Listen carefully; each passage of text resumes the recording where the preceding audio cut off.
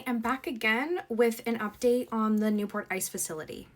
So, for folks that didn't know, early November, the city of Newport got a letter from a federal contractor saying that they were going to develop a piece of property by the Newport Municipal Airport.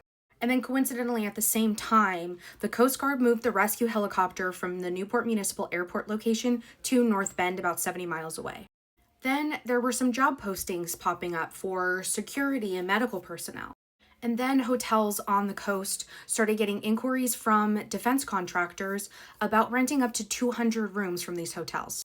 And throughout all of this, the state of Oregon was reaching out to DHS, the city of Newport was reaching out to DHS, our federal delegation was reaching out, and they were getting essentially nothing in return. And then the state of Oregon's Department of Land Conservation and Development, or DLCD, got a reach out on this bill called the Coastal Zone Management Act. This federal contractor was reaching out due to this 1970s law. Basically, they have to reach out to the state of Oregon if there is going to be a project with significant environmental ramifications going. We still haven't received concrete plans through this avenue either, and so we really just don't know what the total plans are, but we're trying to put breadcrumbs together.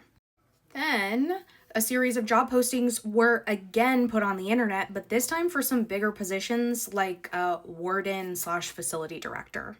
Additionally, there's another job posting for a case processing specialist in Newport.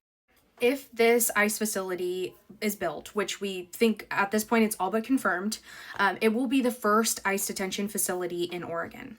And it's important to note also that this is not the first time that the federal government has tried to put a detention facility on the West Coast. The Biden administration in 2024 reached out to Western states looking for facilities to put an ICE detention facility in. And the Biden administration also went after a California law that banned private immigration detention centers, and they were trying to get that bill struck down. We have gotten a win, though, and I'm going to hold on to the good stuff. Judge Aiken, she's a U.S. District Judge out here in Oregon. She ruled that the Coast Guard had to return the helicopter back to Newport. And we're happy to report that it was returned.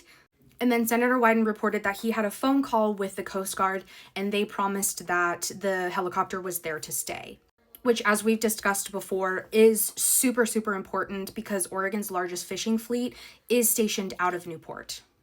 Those fishermen need that helicopter. The tourism industry needs that helicopter. It is a rescue helicopter. It is there for emergencies, and it cannot support and prevent horrible things from happening or save anybody's lives if it's all the way in North Bend, at least an hour flight away. If you are as upset as everybody else is in the community, there is going to be a protest on December 13th from 12 p.m. to 2 p.m. at Newport City Hall. It's being put on by the local Indivisible there. It's important for folks to show up and fight this because this will be horrible for the state of Oregon. It will be horrible for all of us. Our economy will suffer. Our tourism economy on the coast will suffer. People, most of all, will suffer.